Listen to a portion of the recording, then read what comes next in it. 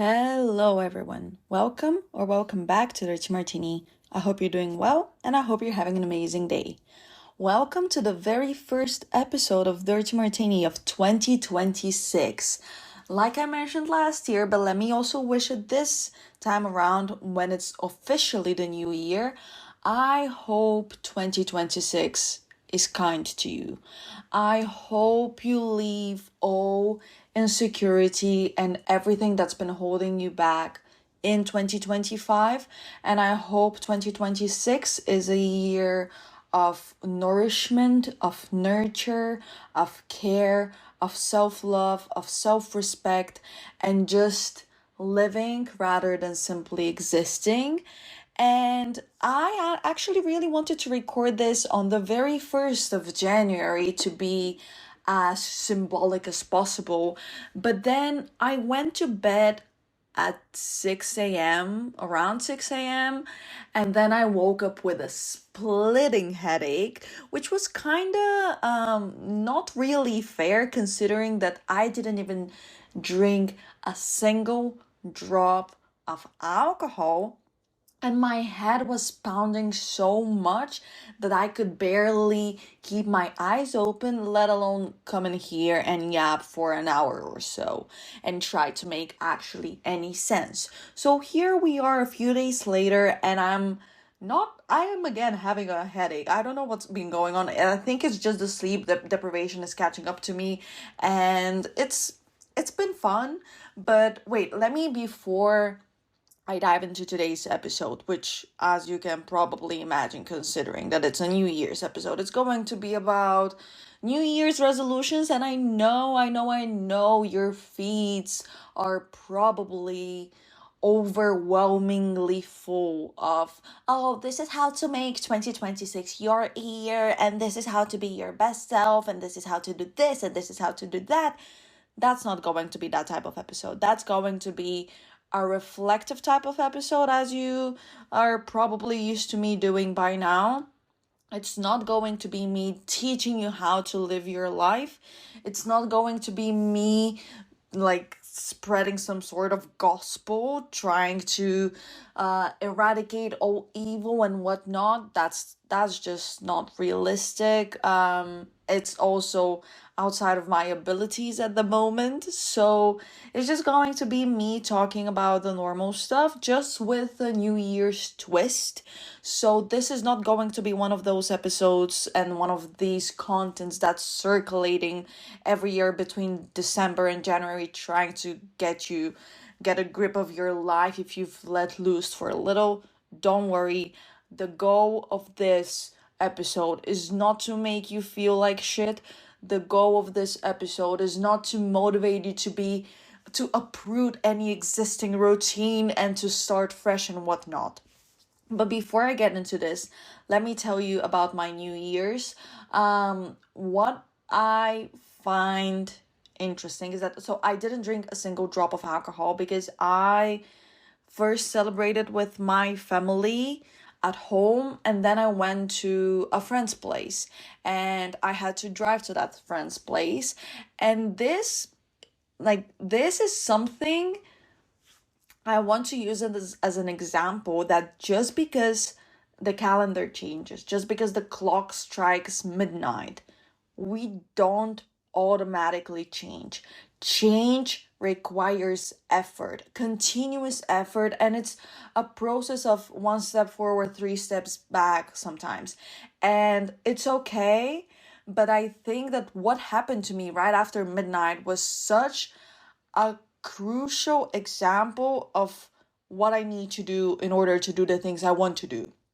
So, what I really wanted to and want to do this year is to be more brave in the sense that I am sometimes paralyzed by fear.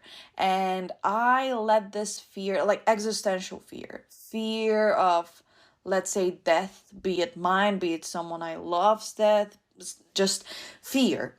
And fear sometimes is really holding me back from doing stuff I feel like I want to do, and stuff I know that entitlement is a bad way to put it, but feel like doing things I feel like I should do, stuff I deserve to do, stuff that I've earned. But because I my excitement coexists with fear, sometimes it's fear that takes over.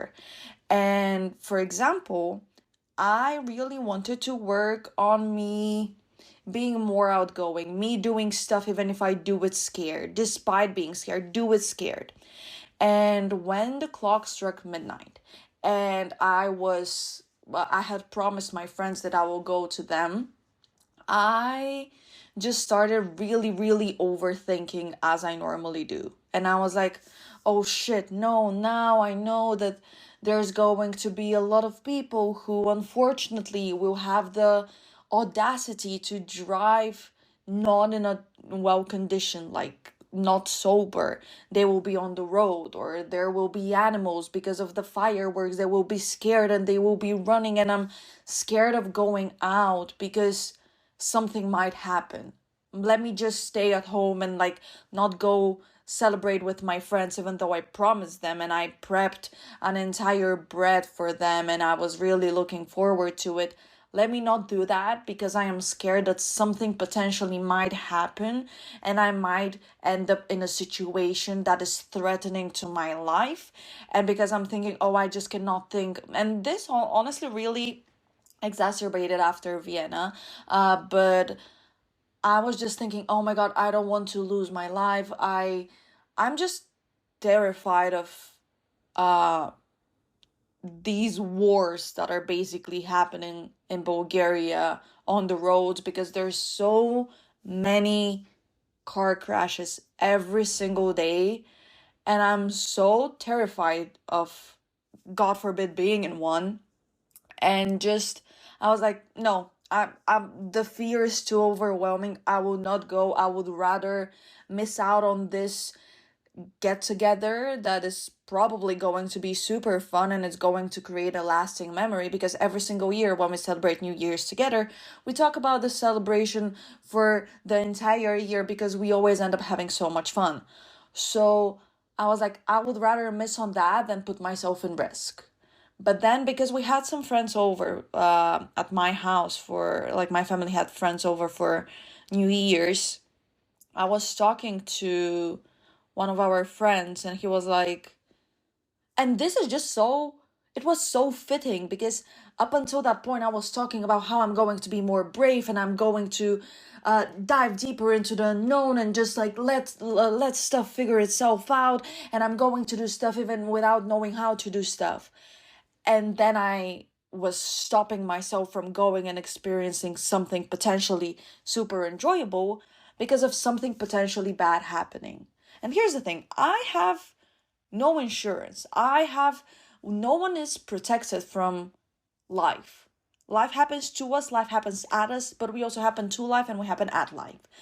And that friend, he told me, you do realize that, and it's a saying in Bulgaria, I'll try my best to translate it and then explain what it means, but he was basically saying, you do realize that you cannot spend your entire life just living in a pot, like a flower, just isolated from its natural environment and isolated from the soil and earth and everything that's happening to the soil and earth, just so you can be protected. But, and sure, you will be protected and you may grow, but you basically are depriving yourself from experiencing life at its full capacity.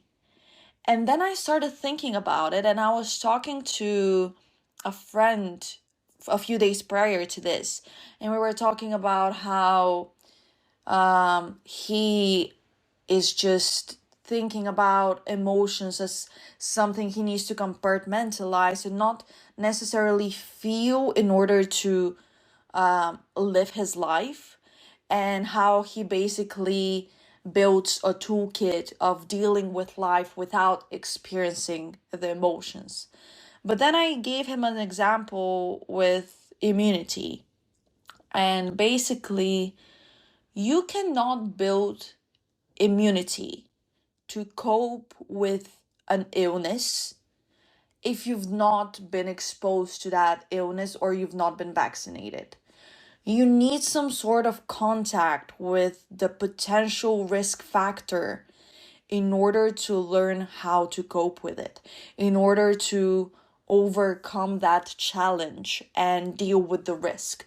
Because let's say and this is not me trying to be anti-vaxxers, or like, this is not me trying to tell you what to do with your body. This is just me giving a metaphorical example. But let's say you are so terrified of being sick, and you just put yourself in a sterile, I don't know how you pronounce it, environment with no outside conditions coming in, and you're protected, you're healthy. But then once you step into the real world, you have no immunity to dealing with that world because you've never been exposed to its factors. So, with you, by you protecting yourself, by you having the goal of, I am going to be safe for the rest of my life, you're actually depriving yourself from experiencing life at its fullest and experiencing what it means to be alive. And sure, I'm not saying go out there and drive recklessly and do stupid shit and drive under the influence. No, please don't do this. It's just that you cannot let fear control you. And I went there. I drove slowly. I arrived later than expected. It took me extra 10 minutes to arrive, but I did it. And I did it scared. And every single time I would cross paths with a car, I would get, like, for example, because I was listening to music and I was singing, trying to distract myself from that fear, every single time a car would come in the opposite direction, I would just shut up and focus so hard. And it's just, the fear never left me while driving there. Because the thing is, I'm not scared to drive. It's just that I know that there's a lot of people who are driving under the influence during the holidays, which is something that should not happen, but it does happen. And I was scared, but I still went there and I had fun. And it's about doing stuff even when you're scared. Or maybe it's about doing stuff exactly because you're scared and not stopping yourself from experiencing something that's going to add meaning to your life. Or even if it doesn't add meaning to your life, it's about, even if you're not able to overcome the fear, it's about dealing with the fear, doing it while the fear still exists in you. And this is how you build immunity to cope with life and the challenges it offers. And I just think this was such a timely example and a timely metaphor that my friend gave me, because I was up until half an hour before that interaction. I was like, yeah, I'm going to be brave and I'm going to do this stuff. And then it's like, wait, it is the 1st of January. I'm not immediately and automatically brave. Bravery requires practice. And bravery sometimes requires doing stuff not because you're not scared, but doing stuff while you're paralyzed with fear. So, if nothing else, at least that was a really nice reminder to me that change requires effort. And people can change and people can grow and people can deal with their fears and their battles. Sometimes we need an external push, sometimes we need to internalize something, and sometimes we just simply need to do without really thinking about what it means. So, New Year's. I am not really a massive fan of New Year's resolutions, because the thing is, the narrative that they propagate is one of having to rebrand, of having to make total promises of total uprooting and just these grand changes. It's just about uprooting your existing life to move towards your dream life. It's about closing the gap that represents the discrepancy between your current and your ideal self. And the thing is, I think the problem with New Year's resolutions is a lot of the times they're not actions, they're these ideas that are so vague and abstract, and that's why I'm not really a big fan of New Year's resolutions, because I feel like they put a lot of pressure on us. And here's the thing, they put a lot of pressure on time and what it means for the clock to strike midnight. Because a change can happen not only on the 1st of January, you can start approaching your ideal self or developing yourself on the 17th of April for like it, or the 13th of August, or whenever. There is no deadline imposed on your self-improvement and growth, be it to start or to end. And putting so much pressure for you on yourself to uproot your existing way of living and do a 180 for an entire year is a lot of pressure. And I think this is why, because a lot of the resolutions are either vague or unrealistic. That's why they fail. That's why we fail in a way at keeping them and fulfilling them, because we don't focus on what actually makes change happen. Because change doesn't happen all of a sudden, and it doesn't happen automatically. I will still be scared sometimes to drive around the holidays. But it's about creating a habit that lasts. It's about nurturing a lifestyle that is taking into consideration your previous experiences and your previous lifestyle, rather than, because the thing is, it's about continuing your path. Because while the year is new, I'm sorry to break it to you, you are not starting fresh. I feel like, yes, sure, sometimes people say, oh, it's a fresh start, moving to a new country, starting a new job, entering a new relationship, doing this, doing that. It's a fresh start. But is it? Sure, it's a blank page in your book, but it's still your book. It may be a new chapter, let's say, but it's not a new book. Because while you're starting, let's talk about New Year's in particular. You can say, for example, let's say on the 1st of January, let's give you an example of one of mine. I'm deleting social media, I'm starting fresh, I'm doing this, I'm uprooting the presence of social media in my life, and I am eradicating its impact on me. Now, here's the thing, that's unrealistic.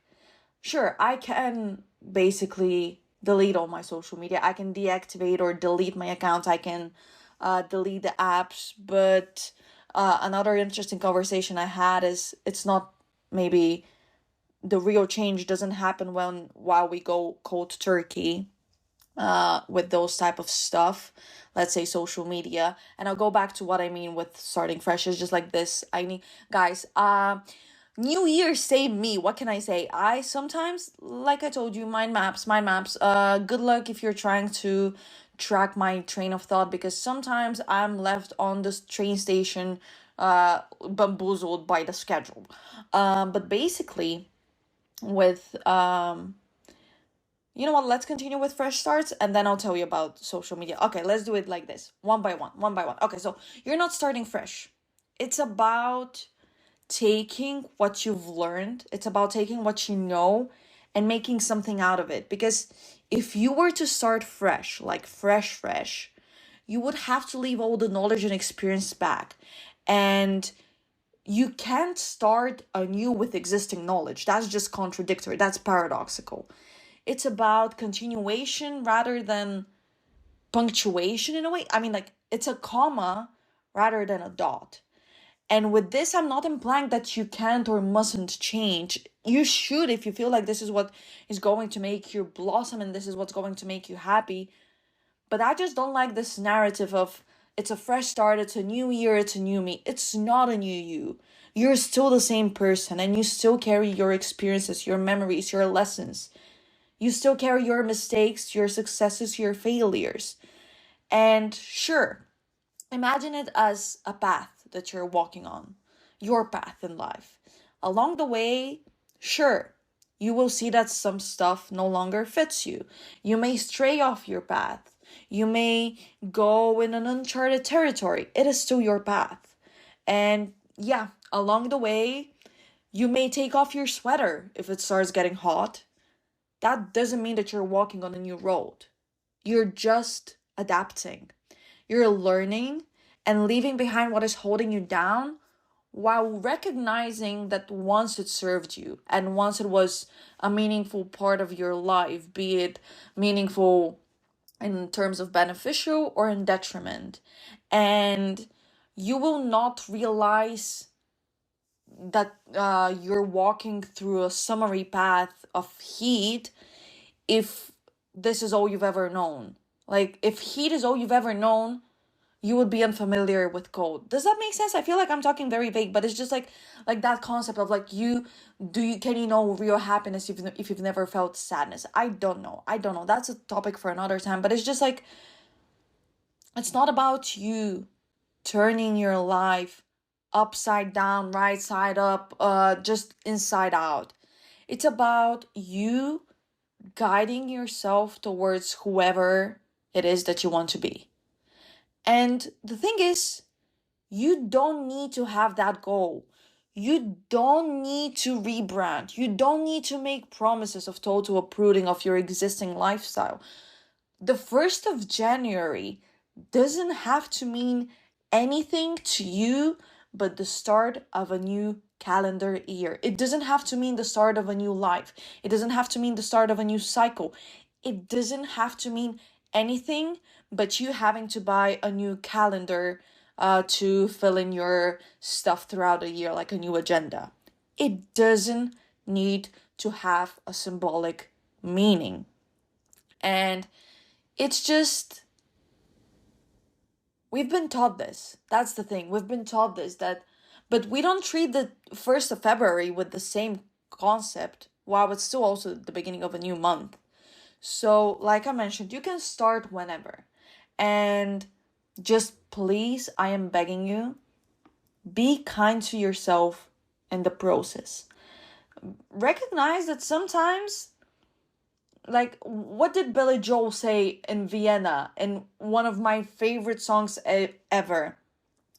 Dream on, but don't imagine that they'd all come true. And this is the heartbreaking truth. And it's so just extremely excruciating, but it's about, I guess, prioritizing, and it's about making your dreams rather than a vague concept and a vague resolution into a plan and into habits, because we are creatures of habit.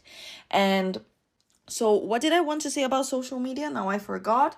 But basically, the example with social media, I can, even if let's say I deleted social media right now, and I will still carry with myself the reason of why I deleted social media. See, I'm turning a new page, but I'm not starting fresh because I'm still carrying the experiences and the memories.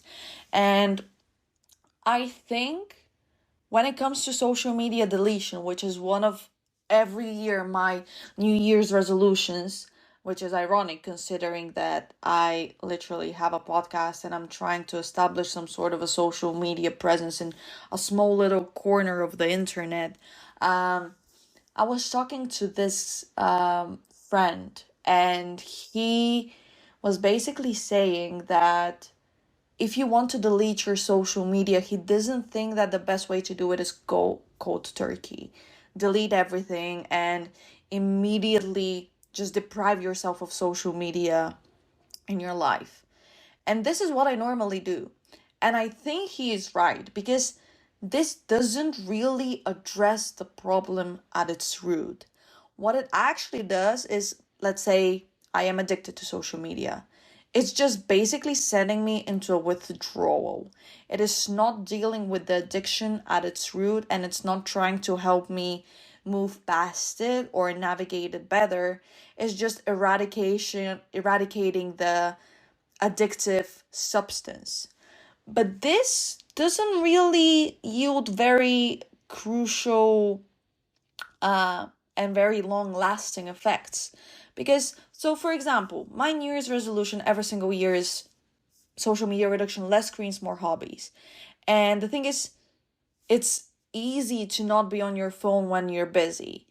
It's easy to not be on your phone when you've deleted the apps, but it takes real power and it actually signifies real change when you're not using them, but they are still on your phone, just a swipe away. So I think this is what I will try to do this year. And I recognize that it's not going to be an easy journey because, like I've talked about this before, social media is designed to be addictive.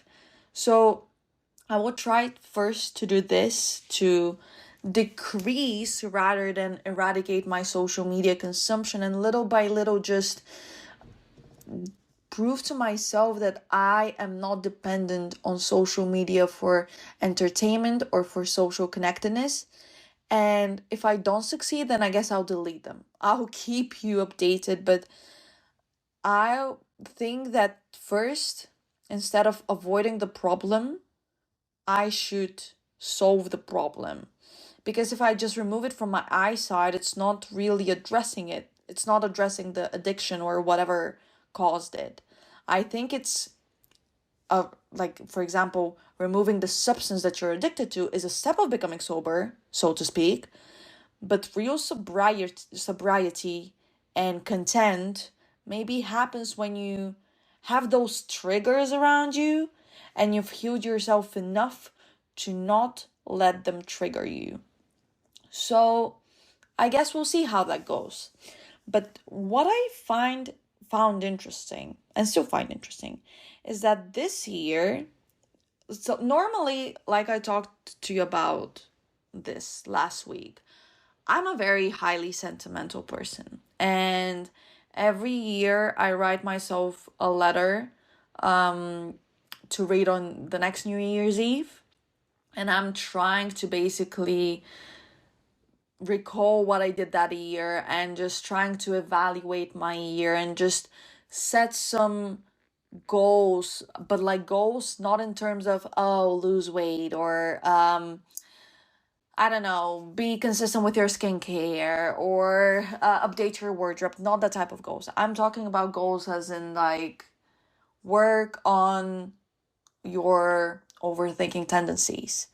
And this year, what I found is that on this New Year's Eve, I wasn't really nostalgic. I wasn't really sentimental. I wasn't really excited. I was rather numb. And this is the first time I felt that numbness because the thing is, I come here and I talk to you about these highly powers of just not letting this narrative of starting fresh control you, but I myself still do this. Like, I myself am still very much affected by this narrative of the 1st of January being symbolic to something new and something fresh and a beginning basically.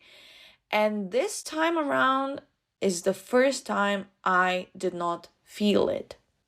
And at first I was like, is this what it means to grow up? You just lose your childlike excitement and wonder and curiosity about what's ahead, and just you're like, oh, this is just another day and I'll wake up tomorrow and I'll still be the same me, so it doesn't really matter.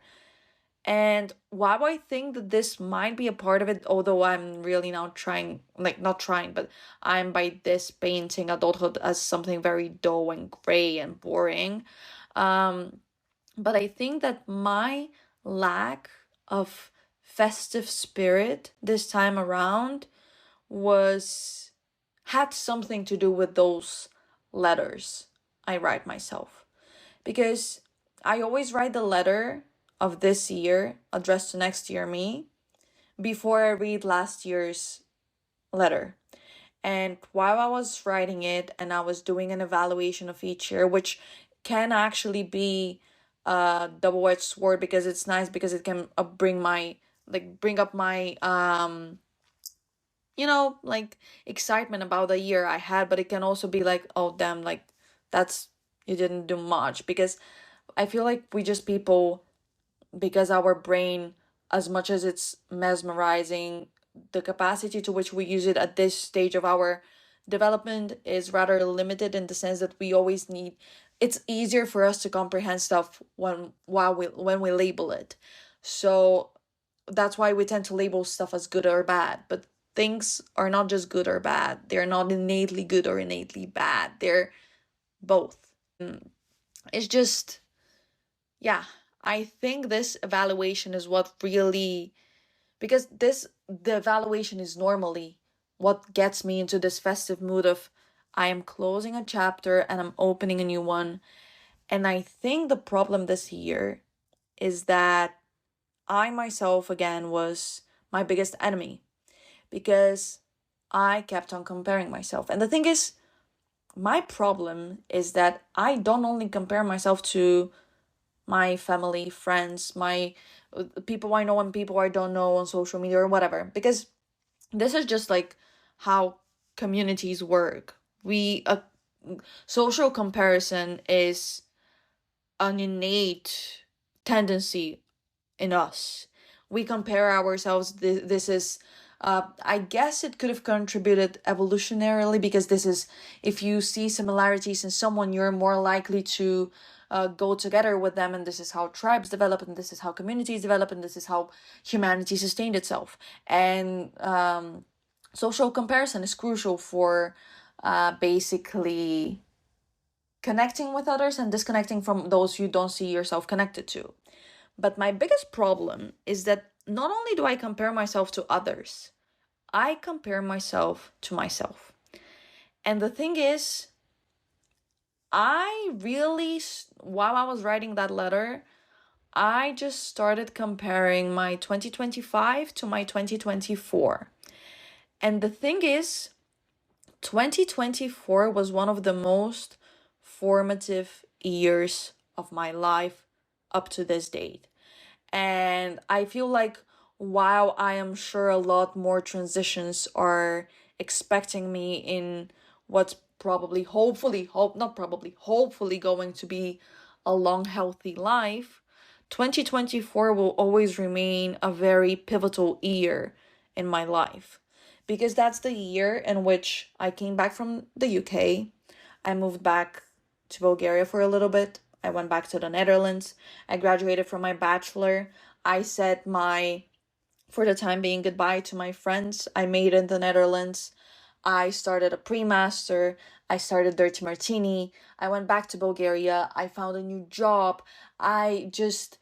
Then when I started a pre-master, I found out that there's a new field that interests me. I gained some more clarity. Everything while I was really struggling coping with that change, everything seemed to be falling into place. I did my first solo trip in Rome. I went to Paris. I went to Vienna where I nearly died, and I just gained this new perspective of life. And it's just so many things happened. I achieved some of my biggest dreams of with this solo trip, with Dirty Martini and being more creative. I became fully financially independent and sustained that financial independence and just felt like I was on a path of clarity.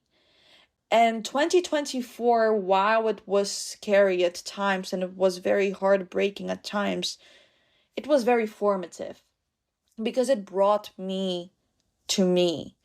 And while it's going to sound very cocky, I love my current version. And the thing is, I love the person I am becoming and the person I currently am, but the person I currently am is because of the mistakes I made. And that's why you cannot really start fresh. You just carry those lessons with you and you learn from them and you grow from them. And the problem is, well, it's not really a problem, it's just 2025 wasn't nearly as eventful. I mean, there wasn't anything necessarily novel about that year. I mean, yes, indeed, I started the master's, but then there wasn't anything revolutionary, so to speak. And I think the problem is that because the year prior was so emotions packed and so packed with different new experiences that it left me on such a high. And then when, normal distribution, and just when I felt that dip of revolutionary experiences and just gained a little bit more stability, which is usually what I wanted, I felt in a way a little bit disappointed, which is so unfair to me because I am actually living some of the dreams I've been working towards. And yes, maybe actually this is a proof that it's not just the end goal, it's the journey. But for example, I wasn't as happy with me sustaining my financial independence as I was with first achieving it in 2024. I just wasn't as happy with sustaining that job that I have as I was with first finding it. And while I love Dirty Martini to death, it wasn't anything revolutionary anymore. And don't get me wrong. I love, like, Dirty Martini is my heart and my soul. It's just like there was no add-ons. Everything was just a continuation of what I created the year before. And I feel like because I kept on comparing myself to that 22-year-old version, 21, 22-year-old version of myself. And we all know I've been struggling with being 23. And the fact that in like 3 months I'll be 24 is just something crazy that I really don't feel like crying about right now. So I'll cry about when it's time to cry about it.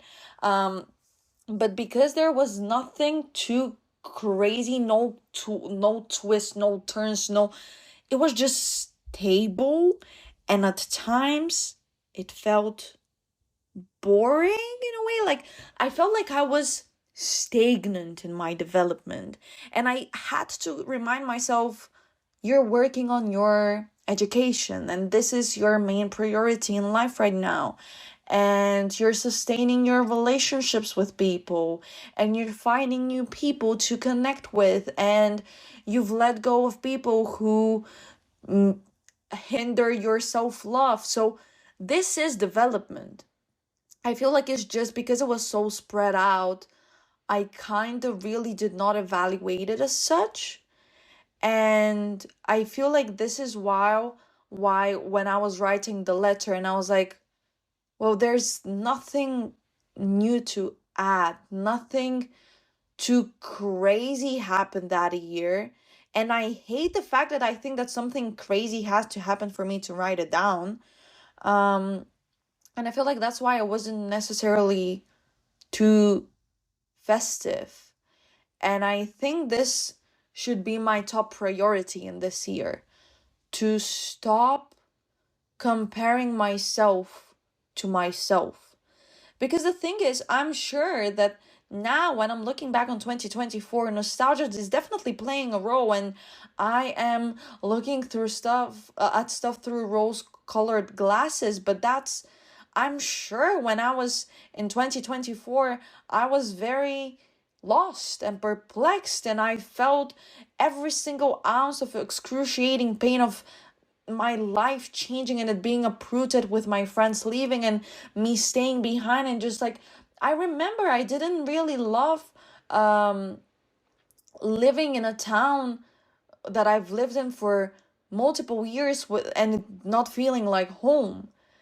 And then when I read my letter to myself that I wrote in 2024 for me to open in 2025, and I'm not going to go in a lot of details, although when have I shied away from, you know, talking about too detailed details. But the thing is, I just really don't believe in taboo topics.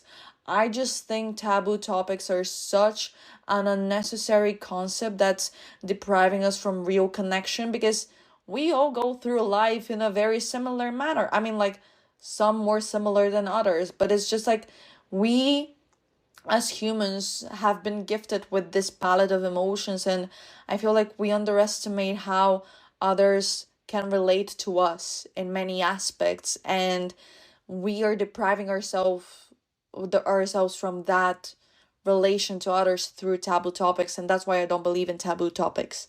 um but basically, when I was reading that letter, after I had written the letter in 2025, I took a few more pages and added an addition to that letter, because I realized that while I was writing it, I wasn't really crazy about the year I had had, but then reading about, because the thing is, I write the letters, I write the goals, let's put them like this, as this, but I don't read them. I don't like actively have an activated goal in my mind to work towards. Like, I don't actively go stop overthinking, stop overthinking, stop overthinking. I just go through life, dancing through life. And as I was reading the letter 2024 me wrote, I realized that I had achieved more than I had given myself credit for. And for example, this year, meaning 2025, I managed to nurture and just heal my relationship with sport, and with I've been working so hard on dealing with my body image issues. And while those are not solved fully, I see development.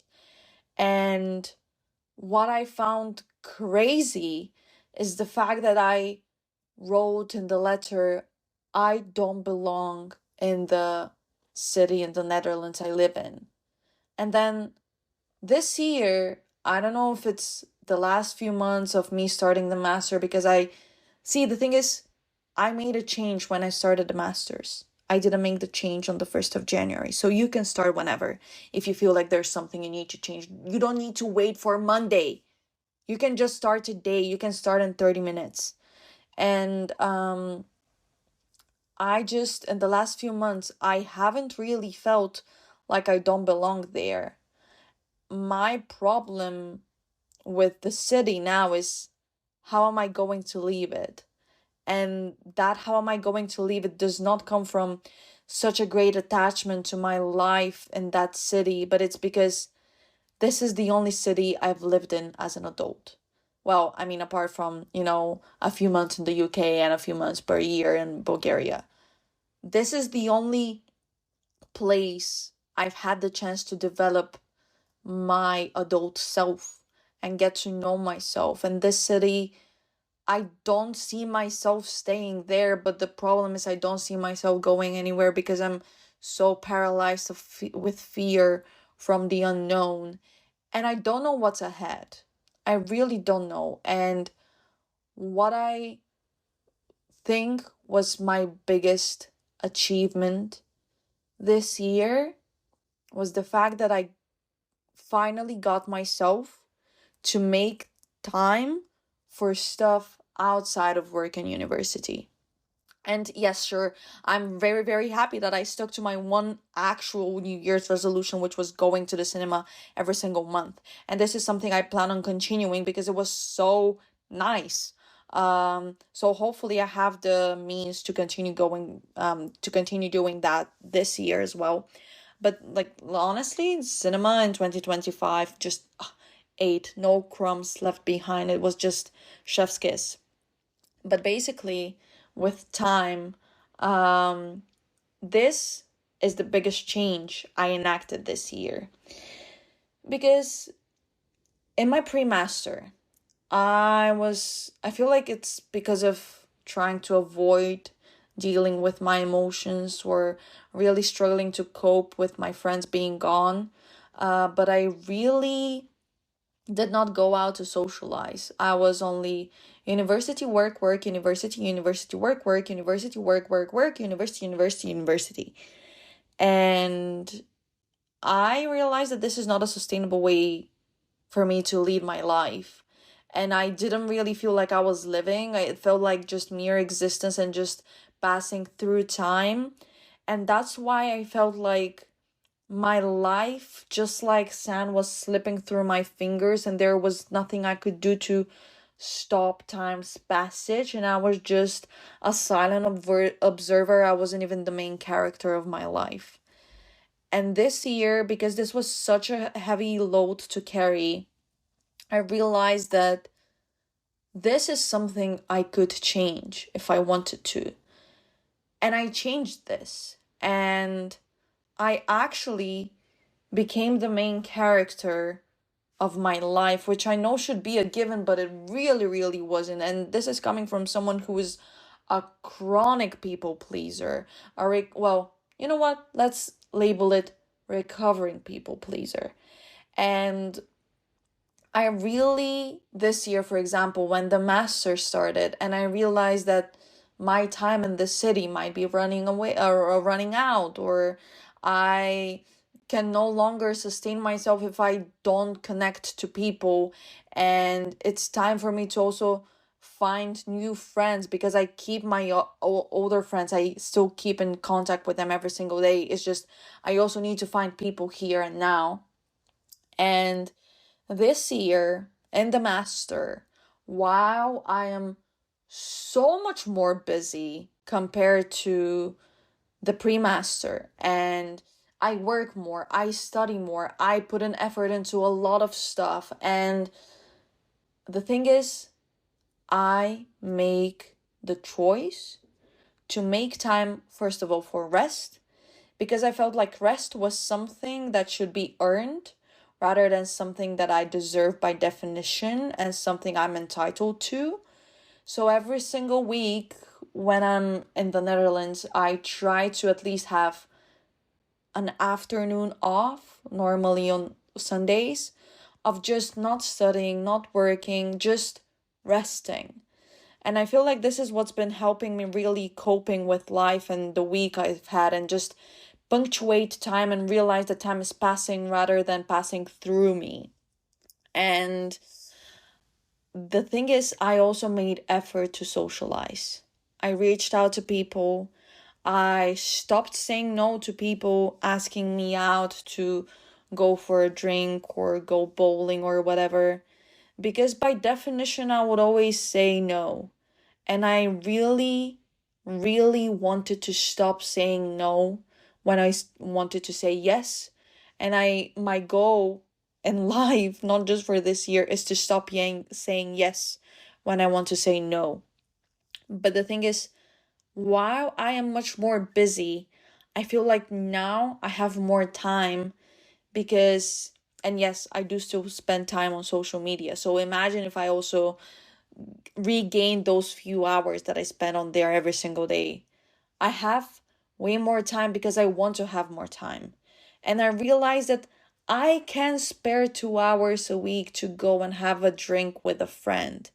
And that's not really going to affect my performance at work or at university, or it's just going to distract me. It's going to be enjoyable. And I feel like I deserve that. So, yes, I know it's unfair for me to say we all have the same 24 hours, because we don't. Because, for example, and like some people say, like they use Beyonce as a reference. Let's say Beyonce. She doesn't need to go and do the grocery shopping herself. She doesn't need to go and do the cooking herself. And I'm not saying that she doesn't, but I'm saying that she has the means to go and pay someone to do it for her.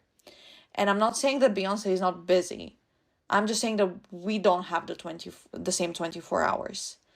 but it's about what you make out of those 24 hours. And it's a trade-off sometimes, but it doesn't really have to be, because you can, and I'm not trying to propagate you can have your cake and eat it too, but it's like I can have fun and still perform well at university. And in fact, with me going out once a week for 2 hours, it has not been detrimental to my performance at university, but it's been super beneficial to my subjective well-being. And I think that's what's more crucial. And I really hope I sustain this connectivity with people and with life, and just going out and just living beyond what I do for a living. And another thing I want to focus on is I have two goals this year. The first being, I want to be appreciative of my health and don't take it for granted. I overstrained my knee when I went running a month ago, and I went out running. I wanted to run 5 kilometers, and I ended up running 15, because I was like, just keep on going, keep on going, keep on going, without really listening to my body. And my knee has been hurting a lot since then, and I've been limping. It's been swollen, and I fear I might have fucked myself up for life. Hopefully not. But I see this tendency in myself of thinking that I'm invincible just because I'm young. And the thing is, we are so taken aback when a baby starts walking, but then it becomes so normalized that we take it for granted. We see walking or being healthy as something that's a given, but it's not. And I think that especially with this global climate of wars and global conflicts going on, I don't want it to be a reminder that I'm alive and safe, but it is.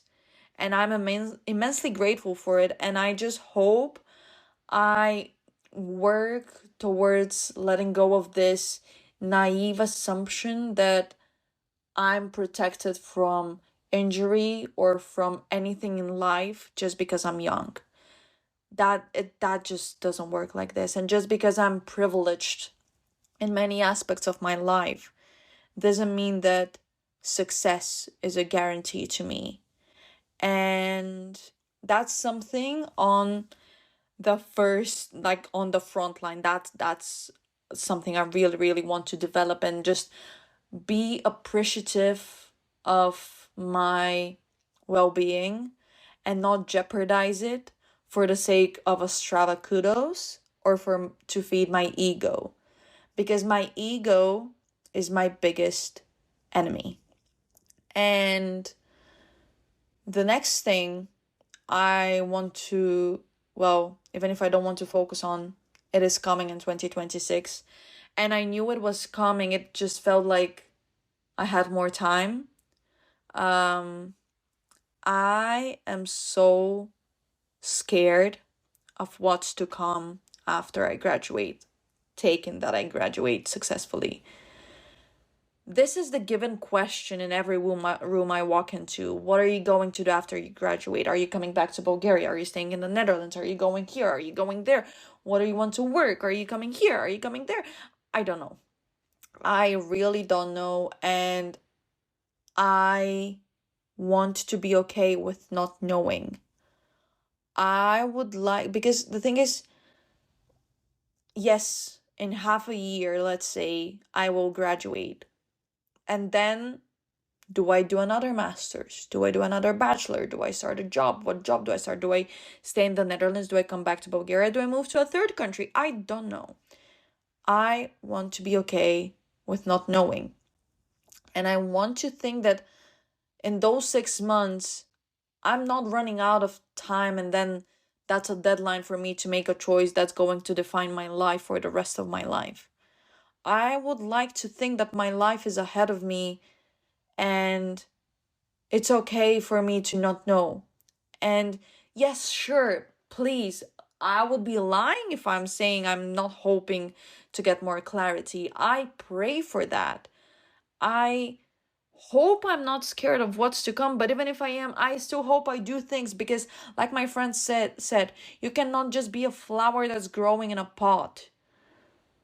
Life, I hope I live it, even if I'm scared.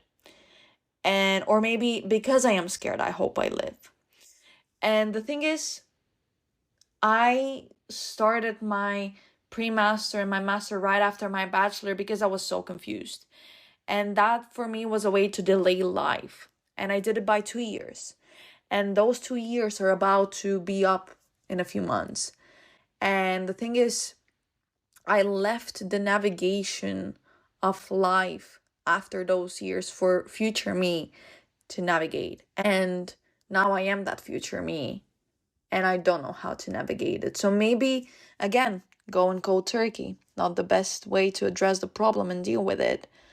And I think that maybe now I have a better toolkit, emotional, to cope with such changes and to make such decisions. But that doesn't mean that I'm a pro, and that doesn't mean that I'm not terrified.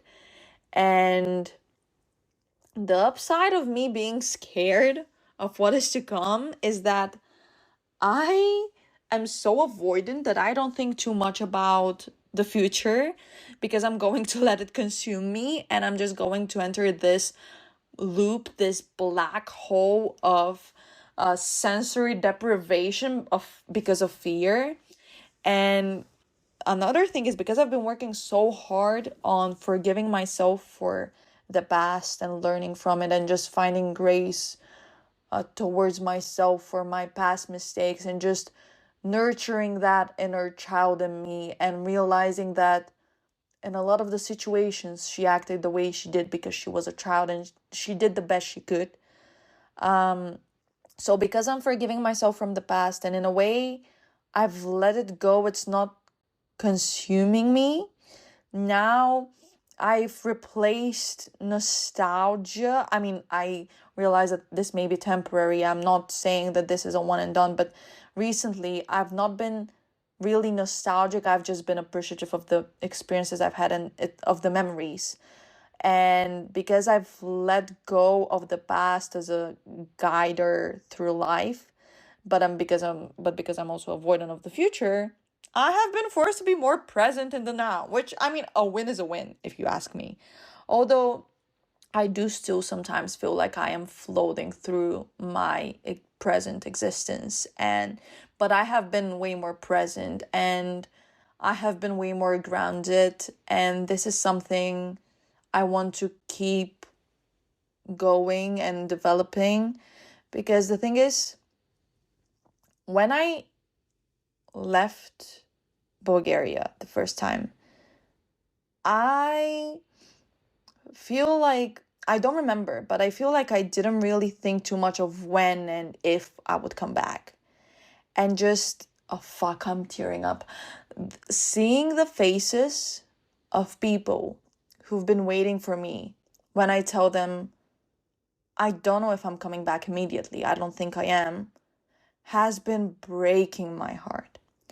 And I am always scared, paralyzed with fear of whether I'm making the right choices. Because sometimes I think what my life would have been like if I never left Bulgaria. I guess we'll never know.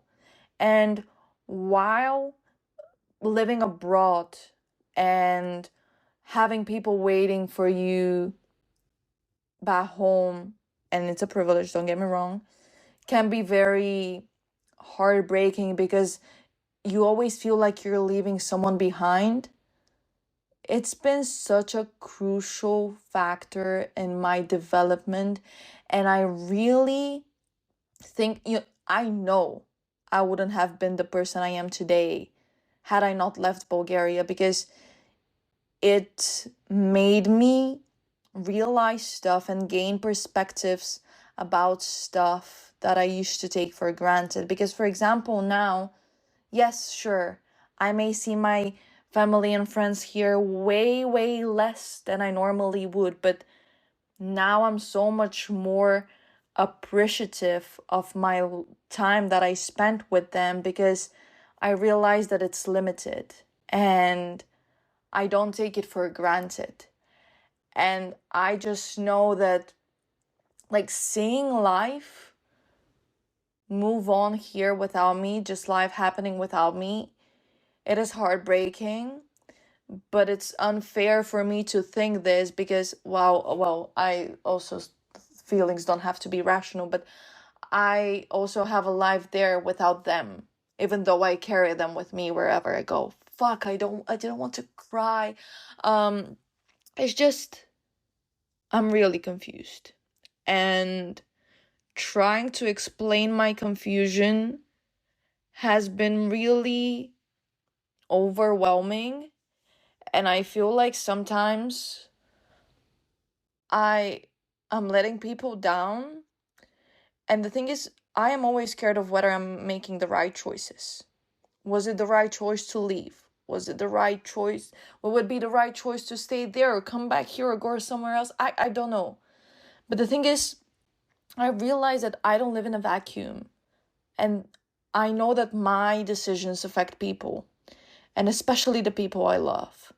So while I realize this, I hope I let go of the burden of decision making. And what I mean by this is, I hope I have the bravery to be decisive and decide about what to do with my life.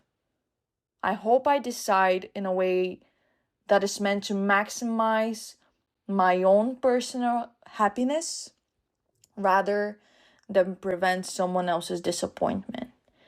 And in the maximizing of my personal happiness, I know that there will be some people who will be hurt by, let's say, me leaving or me going somewhere or me staying. I know. But I feel like it's high time I realized that my life is mine. And this is something my family always and the thing is, my family is not judgmental. They're acceptive of whatever I decide to do. And they're like, your life is life. Your life is yours. You don't need to make decisions at our benefit or for our sake. Live it the way you want to. And I'm forever grateful that I have such people around me, and people who will support me in whatever I do, and people who reassure me that as long as I'm happy, they cannot be disappointed in me. Oh fuck. It's just, I hope I have the bravery to live my life for me rather than disregard myself to make someone else happy. But even if I don't have the bravery, I hope I do it scared. Even if terrified, even if paralyzed with fear, I hope I do it. Because I feel like I deserve to make my life my own.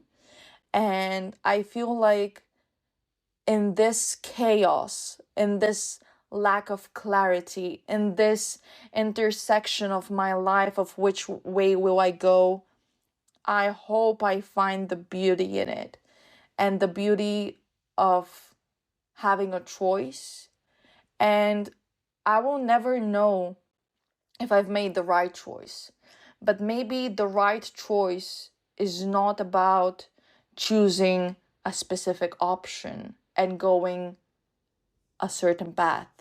Maybe the right choice is about you making the choice you made the right choice. I don't know, man. I really don't know. I'll just leave it at this. Again, I hope 2026 brings you and your loved ones health. I hope it brings you joy, happiness, contentment. I hope it brings you balance, harmony, and peace. and I hope it brings you gratitude. And I hope it brings us as a little community a lot of new and exciting adventures here on the Dirty Martini podcast. But until that happens, I want to thank you so much for listening to this episode, and I hope to see you in the next one. But until then, stay hydrated, wear sunscreen, and don't support genocide. Bye!